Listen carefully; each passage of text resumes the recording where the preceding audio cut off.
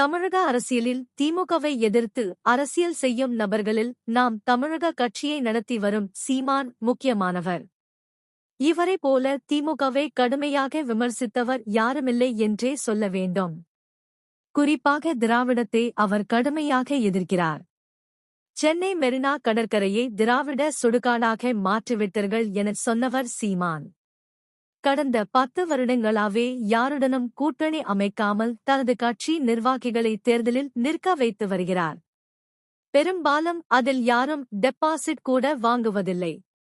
ஆனாலும் மனம் தளராது அரசியல் செய்து வருகிறார். சில நாட்களுக்கு முன்பு பெரியார் எதிர்ப்பை கையில் எடுத்தார். இது பெரியார் மண் என்கிறார்கள். பெரியாரே எங்களுக்கு மண்தான் என பேசினார். இதற்கு திமுக உள்ளிட்ட பல கட்சிகள் கடும் கண்டனங்களை தெரிவித்தது. ஆனாலும் சீமான் அசரவில்லை. அந்த நிலையில்தான் நடிகை ஜெயலட்சுமி சீமான் மீது கொடுத்த பாலியல் புகாரில் சீமான் விசாரணைக்கு ஆஜராக வேண்டும் என போலீசார் சீமானுக்கு சம்மன் அனுப்பினார்கள். ஆனால் சீமான் ஆஜராகவில்லை. எனவே மீண்டும் அவரின் வீட்டுக்கு சென்று சம்மனை ஒட்டினார்கள். அப்போது சீமானின் பாதுகாவலர் அந்த சம்மனை கிழிக்க போலீசார் அவரை பிடித்து சென்றனர். மேலும் பாலியல் குற்றவாளி சீமானை கைது செய் என திக உள்ளிட்ட கட்சியில் சென்னையின் பல பகுதிகளிலும் போஸ்டர் ஒட்டினார்கள். விஜயலட்சுமி விருப்பப்பட்டு வந்து என்னுடன் உறவு கொண்டார்.